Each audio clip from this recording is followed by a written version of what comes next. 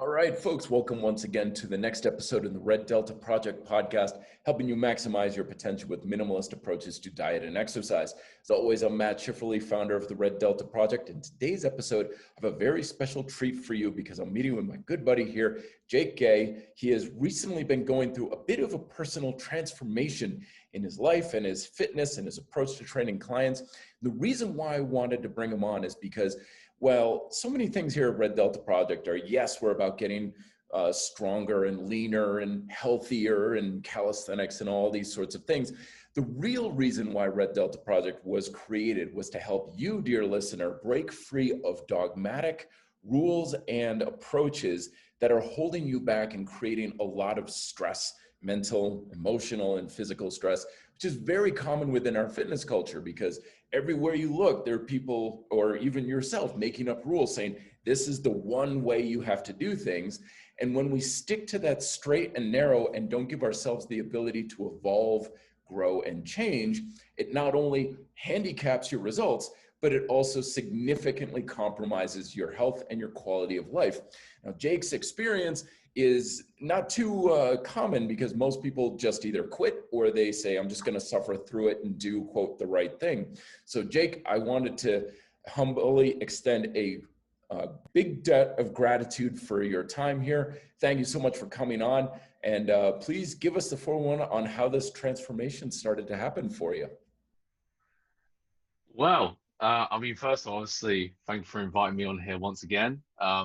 It's a pleasure to be here, and honestly, it's crazy to think, as we said, when we first hopped on this call, it's obviously it's been, I think it was like 2 months since we last spoke, and it feels much shorter than 2 months. So time flies, and obviously things for me have obviously, there's a lot that's happened since then.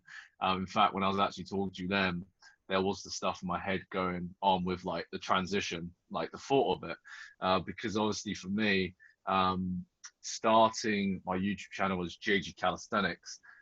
Obviously, starting out, you want to be known for just like one thing and just like focus on it. So people like your kind of what's the word? Not expectation, but what people know you for, like as the specialist, right? And just one thing. And for me, I just went all in obviously calisthenics, bodyweight training, particularly for beginners at home. And so for me, I absolutely loved it. Obviously, my transformation video that has like almost 1 million views. Obviously, a lot of people have gained like inspiration from that. And for me, the reason why I started JG Calisthenics because I thought that calisthenics was just going to be my path, right? I fell in love with the process, and I just loved how it made me feel, how it made me look, all that good stuff, right?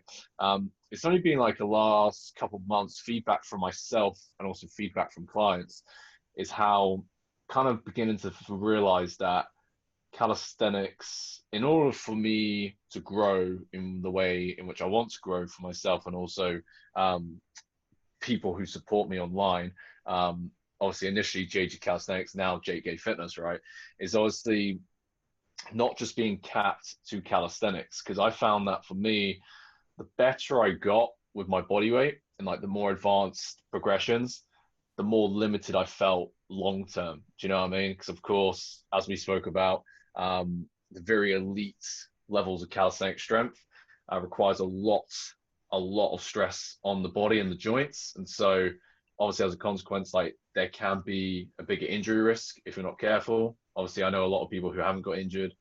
I personally have always grown up more vulnerable to injuries, so I haven't been the most fortunate with it. But for me, the big realization, of course, was obviously when clients who had been working with me for like 6, 12 plus months be like, right, okay, now let's start doing, let's start working towards the planche, the front lever, the one arm chin up, hands and push up, all of that. And to be honest, I don't recall one client actually being really interested in that. They're just like, you know what, like, because obviously, like, a lot of the stuff requires a lot of time commitment, right? Because obviously, if you're learning the handstand push-up, you've got to learn the handstand and the handstand push-up. So you've got to work out and do the handstand session, right? A lot of people are just like, you know what, Jay, like, I don't really care too much about these tricks. Like, I just want to look and feel my best self. And for me, I obviously like getting this feedback whilst I was injured, right? that was like, I kind of thought to myself, like, that's actually what I kind of want myself now. Do you know what I mean? Because for me, once you experience enough injuries, obviously for me, I've experienced three this year, is like you tend to, your values change, right? You tend to care less about, a lot of the tricks and that. And for me, it's like just being able to train and progress and feel and look better continuously on a weekly and monthly basis. Um, that to me feels a lot better, um, as opposed to just doing, working towards these fancy tricks. Like, obviously, I have a lot of respect for those who can do them because not many other people in the world can do them. But I think for someone like myself, it doesn't make sense to continuously push myself and then, have the risks and the injuries, because when you're running a business, you've got clients to serve, and that it's just not the healthiest for your mental state. Maybe if I was a professional athlete, maybe, but I think now it's like you got to focus more on things that are going to have like a lower risk and a higher reward to them. Because again, as I told you, like just how much like an injury just zaps your mental energy. Yeah, I definitely can relate. I've got a bit of a wonky shoulder these days. It's an old injury that just cropped up a couple of months ago, and you're absolutely right. It just completely drains you mentally and emotionally and physically of a lot of your potential. But one of the things that I really want to kind of touch on is you were mentioning how you kind of got to this point where you step back and you're like, I don't really have that much of a desire for this thing, because there's a lot of things in our fitness culture that tell you that the extremes are what you should shoot for, and you should go after this, and you need to be able to do that. And you know me, I'm a calisthenics practitioner too, but I couldn't care less about the muscle up. Like, I don't give a damn Yeah. about planches and front levers and skill work, even though I don't put any distinction whatsoever between skills and strength. It's all strength in my book. But yeah, there's stuff like that. Like, there's a million and one things in fitness I don't care at all about. I swim like crap. I can't run for crap. There's a million things I completely suck at. And I'm completely fine with that because I really don't care. Like, I do Hmm. not care at all about my 5K time. I'm sure if I ran a 5K, you'd have to time me using a calendar. It's not important to me. So that's, I think, one of the first steps in this whole process is getting real with, well, what is important to you? And if there's something that you're doing that you're just like, I just don't really have that much interest in this, having the courage to walk away from it when the internet and social media and other people are saying, but it's the best thing in the world. It's so important. You're not strong unless you can do X, Y, and Z. And I'm like, I don't care. Like, it's perfectly fine for that. And that gives you the permission and the freedom to then go after the things that are important to you. Because at the same time, you'll have people saying like, oh, that doesn't matter. Who cares if you can do that? I'm like, well, I care. It matters to me, kind of thing. So did you struggle a lot with this kind of going back and forth, or was it kind of a quick flip that you made? No, it definitely wasn't a quick flip. If it was a quick switch, I wouldn't have experienced any of the injuries I got this year. Because I think, especially as a calisthenics coach, it's like I kind of felt like an expectation, especially like as my audience grew, of like being able to do certain tricks and skills. Do you know what I mean? And so for me initially, it's just like, it's like you got a planche, you got a front lever, all of that.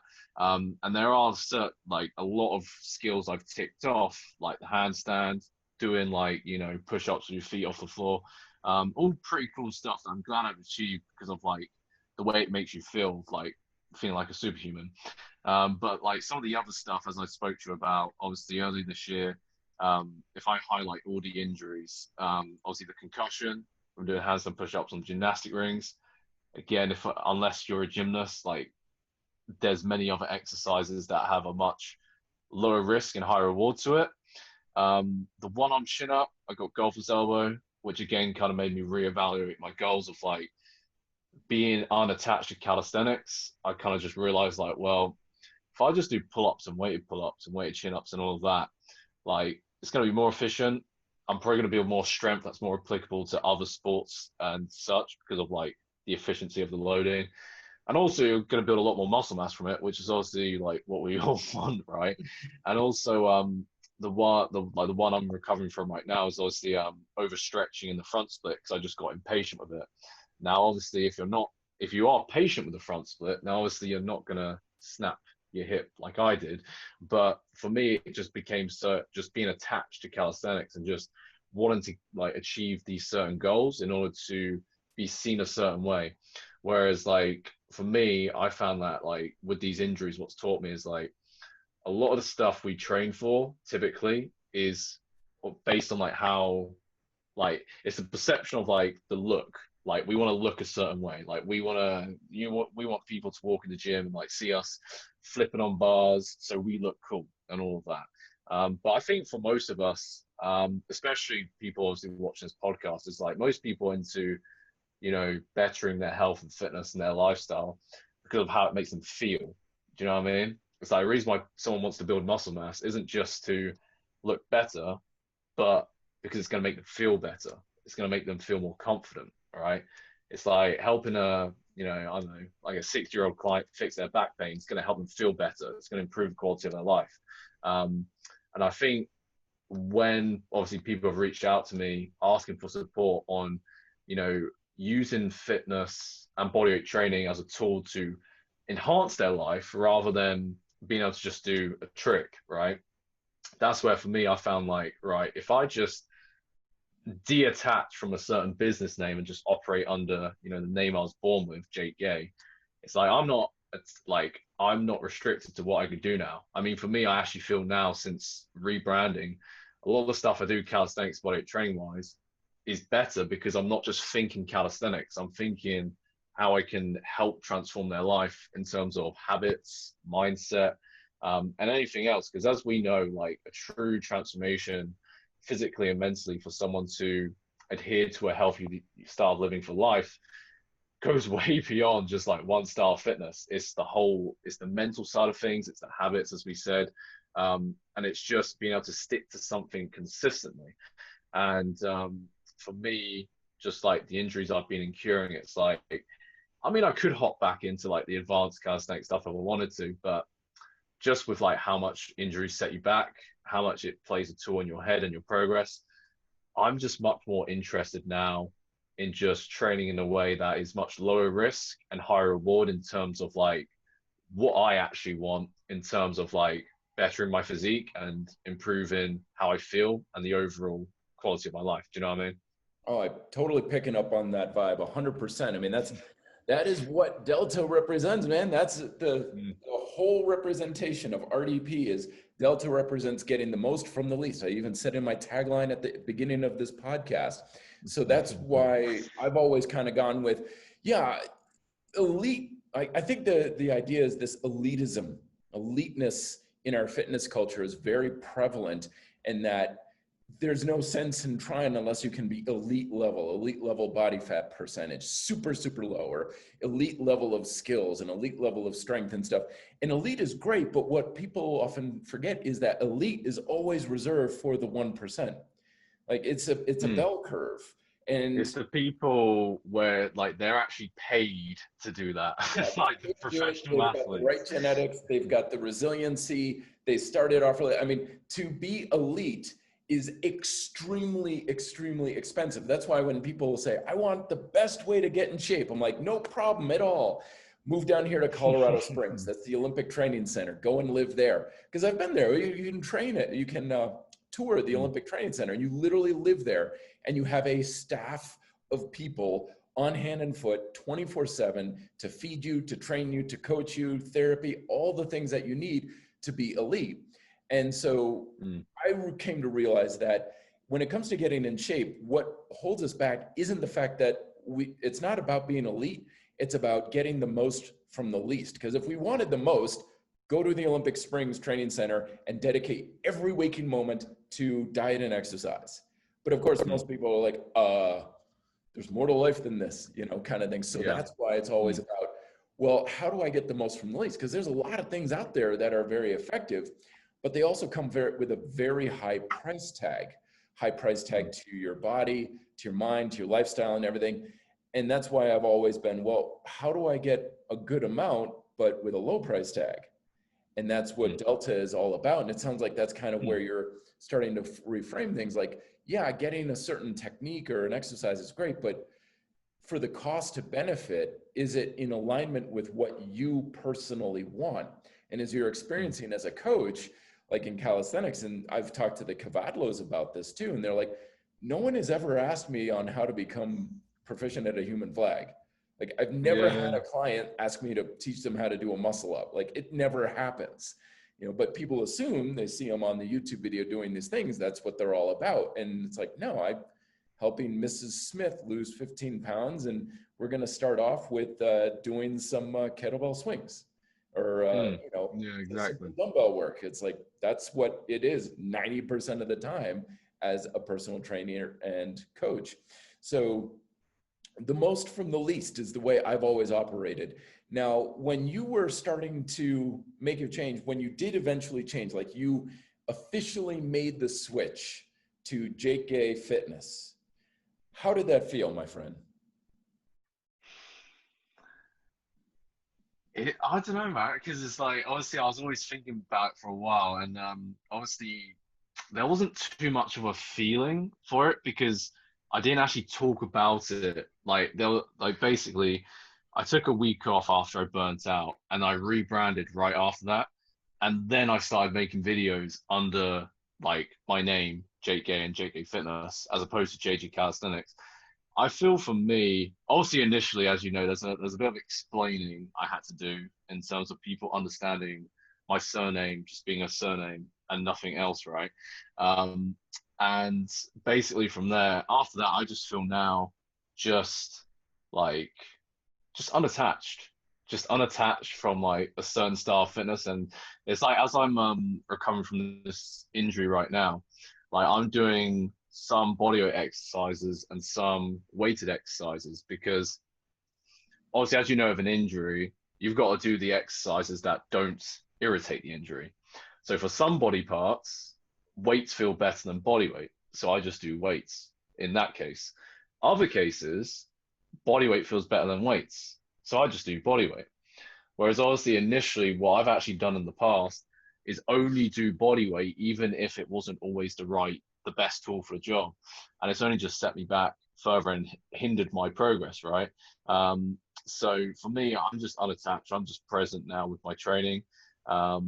Obviously moving forward, obviously I want to utilize, you know, body weight, weighted body weight and weights in order to get the best results in terms of overall, as we said, strength, muscle, endurance, mobility, just to, as we said, look and feel my best self. I feel also with a lot of the advanced things of calisthenics, we know that obviously most people are obviously more interested in actually building muscle mass as opposed to strength, right? It's obviously why any other fitness program you see on the internet is always titled about building muscle rather than building strength. People want to build muscle, right? But also, as we know, I'm sure you build. Yeah, it's all the aesthetic quality. Yeah, exactly. Exactly. And obviously, as I'm sure you know, doing like working towards the one-arm chin-up, like you can't get a hypertrophy response from a one-arm chin-up very efficiently because it's so low rep, high intensity focused. Whereas obviously, if someone wants to build muscle, just do basic pull-ups and just add weight from there. Again, as we said, it's lower risk and overall higher reward in terms of the muscle mass development, the efficiency of the strength gain, and the lower injury risk to it. Do you know what I mean? Not to mention as well, obviously with like more of a focus on hypertrophy, which again is what most people actually want. What I've kind of come to realize with clients is obviously focusing more on hypertrophy. Workouts are a lot more efficient. So instead of having to work out like an hour and a half to 2 hours with longer rest times, you could be in and out of the gym, or if you're working out at home, 45, 60 minutes tops, maybe even sometimes 30 minutes, right? Because obviously it's more efficient. Even more than that. And for a lot of people as well, it's like obviously that fits into their lifestyle, right? Someone can obviously get a quick workout in before work, after work, on a lunch break, and still have time for friends, family, having a social life and that. All a lot of things that I personally sacrificed just to attain a certain calisthenic skill. Now, was it good achieving that calisthenic skill? Like, yeah, of course, like, because I worked so freaking hard on it. But at the same time, now I kind of look back of like, now I actually want to enjoy life while getting results rather than just getting results by myself. Do you know what I mean? Yeah. I love how you're reframing all of your approaches here because you're shifting your focus and your perception towards what you're doing in your training. Because at Mm. first it was like, I want to be able to do X, Y, or Z. Now you're saying, all right, for a result, I couldn't give two damns about it anymore. yeah, like I need to create this stimulus. How is the most efficient way for you to do that? And like for Mm. me, like I do a lot of like commando style pull-ups, style motion. So it's a halfway step. It's not a one arm pull-up, but I can get into that 6 to 7 rep Yeah. with Mm. this kind of thing. And I'll do that. Sometimes I'll do weighted pull-ups sometimes, and they're getting closer and closer to feeling pretty much exactly the same. But people will say to me, Matt, you've been doing this stuff for years. Like, can you do a one-arm pull-up? When do you think you'll be able to do a one-arm pull-up? And it's like, I couldn't care less about the one-arm pull-up. Like, if I am on my deathbed 20 years from now, and someone's like, you never got a one-arm pull-up, I'd be like, so I don't care. Like that's the last thing on my mind. Like I'm a big fan of convict conditioning, the master steps, and people are like, how have you trained for so long and you're not at the master step? I'm like, because I don't care. I don't give a damn Mm. about getting to that step. And this is more of, I think, the process oriented versus the goal oriented mindset. Because like if someday I'm at the point where I'm just to create that stimulus and eventually I'm like, oh, I guess I have to do this on one arm now. Great. If it never happens, so what? That's not at all an Mm. objective of mine to do a one arm pull up or one arm push up and stuff. I just want to make my muscles work a certain way because that's what creates the stimulus for the changes I want. And how I do that is not important to me. Like weighted Mm. pull ups, commando pull ups, lat pull downs really doesn't matter to me. So when you have that ability to have the freedom to explore different ways, you actually find the way that's best for you, which sounds like what you're doing is instead of Mm. pigeonholing yourself, you're saying, well, what's actually the best with my tools that I've got and my resources around this injury? What's the path that I can create for myself that's going to be best? And that's where the freedom really comes into play. So, I mean, it's only been a couple of weeks, but have you been noticing a relief in your body and your mind regarding your training? Mm. Yeah. I mean, obviously the injury's been a couple months, the rebranding's been a couple weeks. But yeah, I think for me, like it's just operating from a much clearer headspace. And I think obviously, like as we're talking right now, we're not discrediting any style, fitness, or any goals. I think the reason why obviously we're talking about this is obviously you got to do what works best for you. Like for me personally, if I didn't get all the injuries I had, like maybe I'd probably still be doing like all the calisthenic stuff. But obviously that's not relevant because it's not the actual reality. For a lot of people, it's like you just got to do what you want to do. So I have a friend who does a load of front flips and back flips, and like it requires a lot of work and dedication, and I respect them for that. And so, but for me, obviously, it's like I don't want to. I'm not interested in that kind of stuff. It's like like growing up in school, you'd have people who had different like hobbies and interests, and it's like one group would be like, oh, you gotta play football or you're a loser, right? It's like no, you just gotta do what you want to do, and obviously everyone's completely different, and I think that's why obviously this rebranding now, it's all about doing like feeling and looking your best self in the way in which you want to. Like for me now, if someone comes to me and want body weight home based coaching, or someone who wants gym based weighted calisthenics coaching, I'm not going to discredit either or, right? Because both of them are relevant tools for the certain goal they're trying to achieve.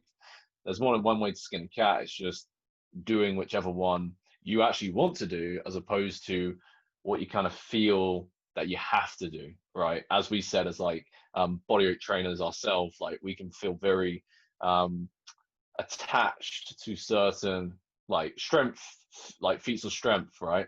Um, because it's very popular in like that, like in the bodyweight and calisthenics industry. But it's like at the same time, it's like You don't necessarily have to do them if you actually don't want to, right? You can focus on other things instead, like as we said, focusing more on hypertrophy training as opposed to strength. It's like there's no right or wrong with either or approach. It's about doing what you actually want to do. Absolutely. And it's helpful to keep in mind too that again, if you're not elite, like we're not getting paid to be an athlete, right? Our fitness level Yeah, is not determined necessarily our profession. Like if I was a firefighter and my fitness and conditioning in a particular way literally could mean life or death for someone I'm rescuing in a burning building, that's a completely different story. You got to be elite. mm, You've got to be able to step up.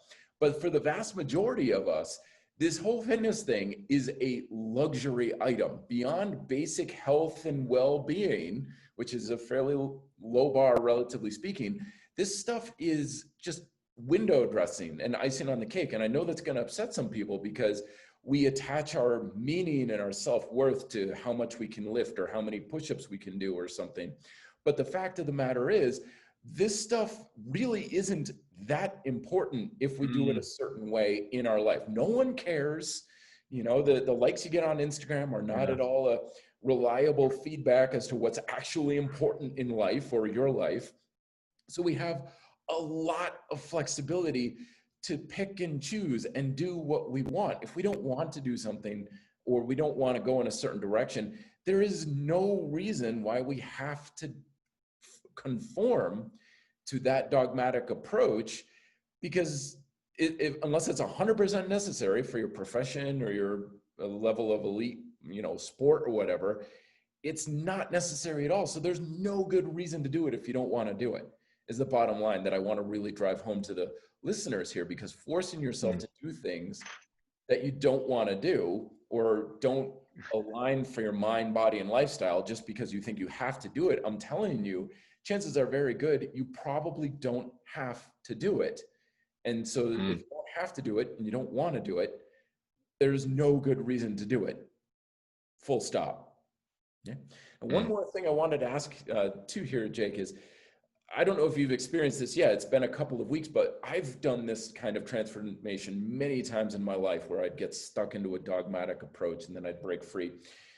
Have you experienced a scenario where like you look back on how you did things and it's so weird because in the dogma, when you're struggling with it, you're like, oh, I have to do this. No, I don't want to. Oh, it's not working. And it's a struggle.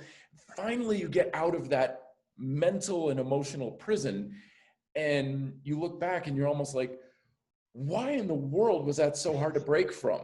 Like, oh my gosh, I can't even believe I thought I had to stay there. Why in the world did it take me so long to do this?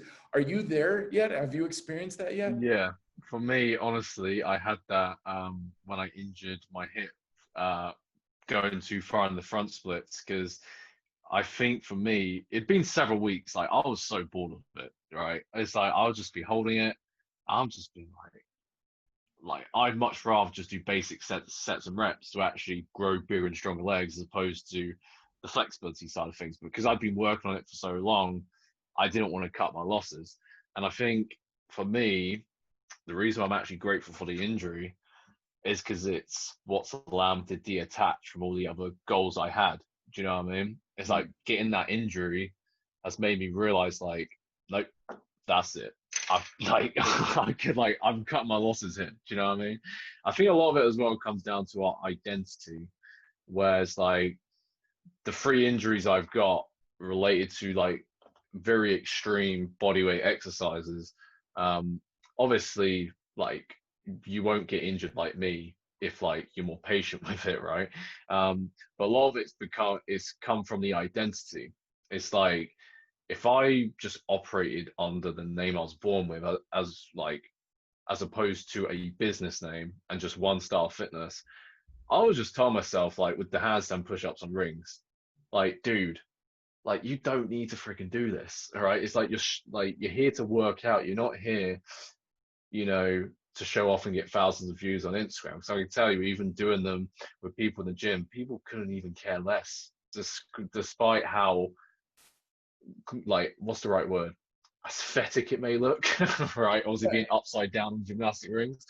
Other things as well, like obviously like doing tuck punch push-ups, like push-ups with your feet off the floor and all of that. It looks cool, it's impressive and all of that. Some people may glance and be like, wow, that guy's strong. Other than that, they just get on their day. And I think a lot of people, that's why they actually want to do the advanced stuff, to impress others. But I can tell you for a fact, from my experience, the only person who really cares is yourself. And so I think if it's something you really value and want to do, then sure. But if you're doing it for the validation of other people, you're gonna probably face a lot of like mental like obstacles and hurdles, like I did myself, when you actually realize that the stuff you've kind of worked so hard to work towards for other people's approval, like they don't care. It is so true. And I think a lot of people lose their steam quickly when it comes to getting in shape because of this. Because I think a lot of people get into fitness, they think people will notice, people will care, people will be proud of me, people will respect me and stuff. And for the most part, they'll get hardly anything. I probably count on one hand the number of times that I've been complimented on my abilities or my physique in my entire life. And even then, it's kind of like, hey, that was impressive. Thank you very much. And like 10 seconds later, you've both forgotten it. Like, it's nothing. Yeah. That's why I always tell people fitness, and even in business too, I always say your number one priority is to satisfy customer number one, which is you. Like, as a business owner, you are your number one customer. You have to love the stuff you're producing. You got to love your shit, in other words. And it's the same thing with fitness. You have to satisfy yourself. And once you're satisfied, you can, as I say, you can't pour from an empty cup. Then you can help others. You can be strong and lead by example. So you always want to put your own self first in these matters, because you're the one who's going to get the benefit from it. And if you're not personally getting what you want out of it, then you're basically taking 99.9% of your customer base and screwing them over. Yeah, I think as well, it like a lot of our values have to come from experience. I think for me, I'm fortunate to have a like experience both in terms of focusing on building muscle versus focusing on building strength. Because obviously I've had two types of compliments. Obviously compliments from friends and girls saying like my physique, like certain areas of my body may look aesthetically pleasing. And I've also had compliments in terms of my strength ability. And me personally, obviously some people may like gain more confidence from people complimenting their ability. For me, I've gained a lot more confidence in myself from, the kind of like physique compliments, do you know what I mean? Because obviously when you kind of see yourself evolve in the mirror, it drastically like boosts your self-confidence more than anything else. Do you know what I mean? And I think looking at that, that's obviously what made me want to make the shift in terms of focusing more, once I'm fully recovered, on showing people how they can build muscle the way they want, being unattached to any style of fitness, as opposed to, putting you, as you said, on like one path of like, right, if you're doing calisthenics, this is the way you're going to do it. All right. If you don't like it, you're going to have to do it. It's like, people don't want to do that. All right. People want to do it the way they want to. And for me, as we said, I've identified my real needs based on my experience on both ends of the spectrum. And I've also seen clients' needs based on, like, as I told you, like when clients first come to me, no one cares about like the kind of like ability of calisthenics. They more so talk about some of the calisthenic skills to build their physique, because it's like how they look and feel about themselves is what actually matters most to them. Do you know what I mean? Absolutely. I love backing up a little bit. You mentioned this idea of identity, and you mentioned how like you had the name in your branding, Calisthenics. So that kind of holds a bit of an identity there. And this is one of the reasons why I came up with the name Red Delta Project, is because it doesn't have an identity. It can be anything I want it to be, any type of training, which was great because when I made the brand and got the domain name, I didn't know anything about anything I teach now. I wasn't at all involved in calisthenics. I didn't do anything with isometrics. I didn't do anything about like diet-free, healthy eating. Like none of that was even on my radar.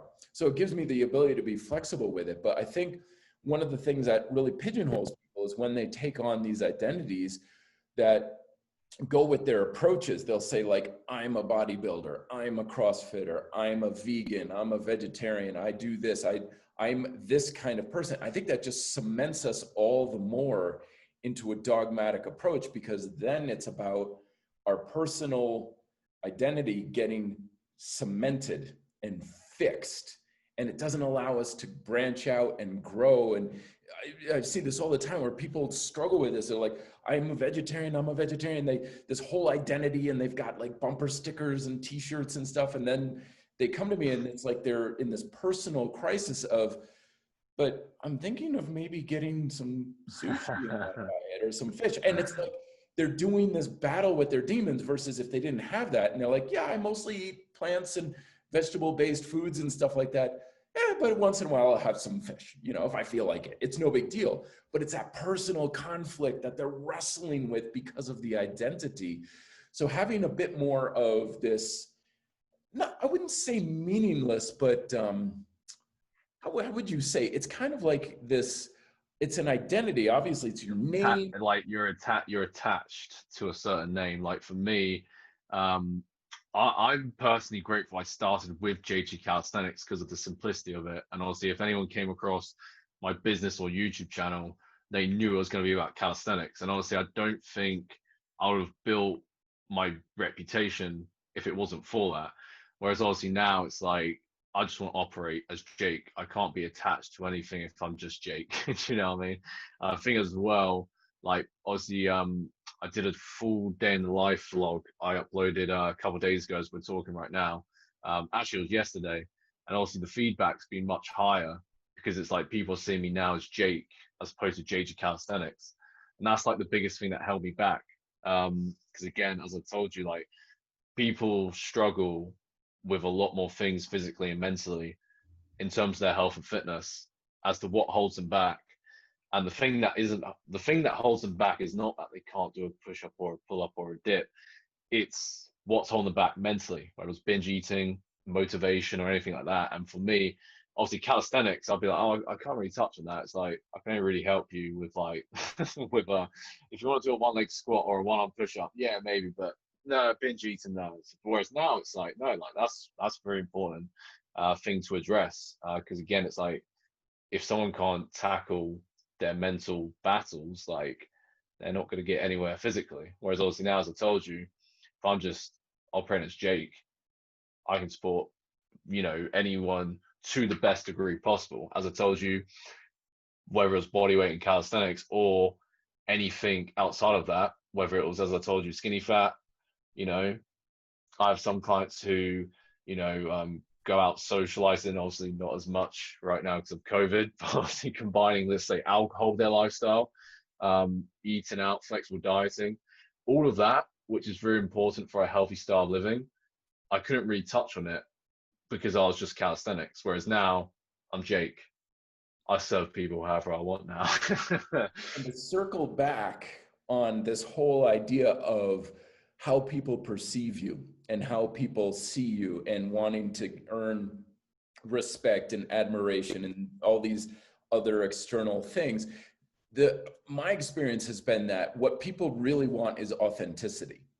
Like, I don't want to meet you, Jake, at a party and get your brand. I don't care about your brand. I don't care about your logo. I don't care about like this package that you've built for yourself with a nice ribbon and bow on it. I want you, man. I want Jake Gay. I want the real, honest person and their honest approach. Real. We're looking for real. There's so much fake crap all around us, especially in fitness. We want real and authenticity. So when you kind of break away from the identities and the labels and the branding and stuff, and you're like, I'm Jake Gay, baby. This is what I am. People recognize your authenticity, and that's what people connect with. So the respect and the admiration and all that we wanted by adopting the identity and the brand and the packaging, we actually get that by not having that artificial window dressing, and we get the real you. And that's why people are now like, dude, we love you all the more now because it's you, it's real. It's all, Exactly. Yeah. you know, we don't want fake. We don't want, you know, the Yeah. persona and look at this brand I've built for myself and everything. I mean, it's fine, but make it real. You know, we want real and authenticity. I'm the king of that. Like, I always thought I had to be very much of a poser in school and say the right things. I was always so stiff and stuff. And I went to some friends in Germany once when I was 17, and I was all about, you know, my identity as a martial artist and everything. And then when I went back there when I was in my early 20s, like, I had disregarded the identities and stuff. I'm like, I'm just me, man. I'm just Matt Schifferly and stuff. And all my friends there in Germany were like, we love hanging out with you so much more now. Like, you've loosened up, you're much more fun. So the stuff we've adopted that we want to get this stuff from is actually, we're going to get it if we don't have all of that stuff, is basically the point I'm trying to make. I'm going off on my soapbox a little bit here, but you teach me every time I talk to you, man. I learn from you every time we talk. So what's new? What's Likewise, man. up in the future for Jake Gay Fitness? Please give us a preview here. Well, that's the thing. Obviously, a lot of it, as I told you, with like recovering from my injury, it's being present initially in the short term, because obviously, like, I can't tell if like I'm going to focus more on calisthenics, weight calisthenics, or weights. I'm a lot of it. I think after recovering from this injury, it's going to help me figure out what's going to be best for my body. Do you know what I mean? Because again, I'm not going to do stuff that irritates my, like, any injured body parts, right? But long term, like, the vision, like, I've always had, honestly, since really, like, I'm 20 right now. I've really had the vision since I was like 17, 18, right, of, you know, transforming the bodies of 100,000 people. Now, initially, that was calisthenics. It's got to be calisthenics. You know what I mean? Whereas now, it's just, for me, as I've told you, sacrificing a lot of like the other qualities in my life, like my social life, all of that, and also just other opportunities that life has to offer, just because I was so fixed on like getting towards certain strength goals. Now I just want to educate people on how they can transform their body without having to sacrifice the quality of their lives, just like I did. I feel, for me, like, what brings me the most fulfillment with you know, serving clients is not just transforming their body, but seeing how it carries over to all areas of their life. Do you know what I mean? It's like confidence, relationships, taking their career to the next level. It's like, I feel really, once like someone starts to see their body transform, like they're able to use that confidence to transform their whole life in any way in which they desire. And again, for me, that's always been the bigger picture. I kind of narrowed it down again when I was focusing so much on calisthenics, whereas now it's like, no, this is what I really want to, like, transform someone's body to allow them to transform their life. Do you know what I mean? Pick it up 100% on you, man. That's fantastic. I really, really like that. I think you're so getting dialed in on the things that are important to you. I think it's going to be fantastic for just your quality of life, your well-being, mental and physical and stuff, but I think it's going to do great things for your business as well. So let's keep that ball rolling. Where, again, do people find you, man? YouTube, Instagram, what's your handle these days? So obviously, initially it was just my initials of JG, then calisthenics, very simple like that.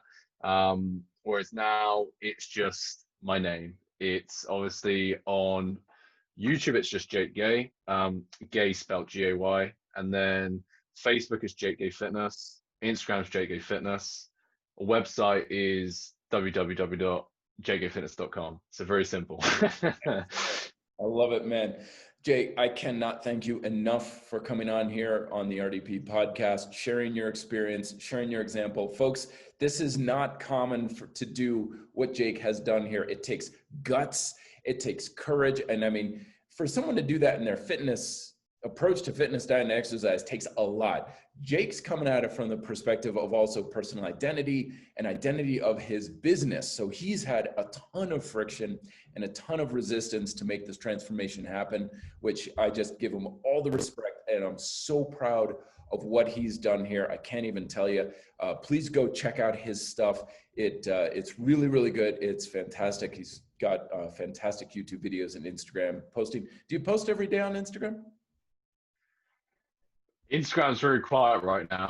Honestly, right now, I'm less active on social media right now simply because of like how much work is I have to do right now in terms of rebranding. I've always been more like focused on YouTube because it's where people are more engaged with me. I mean, honestly, it depends. It depends. Instagram, I usually post a few times a week. Right now, it's like once or twice a week. Same with YouTube. Initially, it was twice a week. Now, at the moment, it's just once a week. But I'm starting to maybe figure out that maybe posting fewer but better quality videos may be what people are actually looking for. So we'll see. As I told you, I'm just being present with everything right now, and then just figuring it out along the road through like the feedback I get, as opposed to just being like, as I said, like this is the path and this is all we're gonna do. Whereas now, it's like there's no limitations, there's no caps. Amen, brother. All right. Be fit and live free. Right there, folks. So, all right, everybody. Thank you so much again for listening to this episode of the Red Delta Project podcast. Hit up Jake's on Instagram, YouTube with questions for him, reddeltaproject.com for comments and questions for myself as well. And thank you so much for listening, everybody. I'll talk to you next week. Till then, be fit and live free.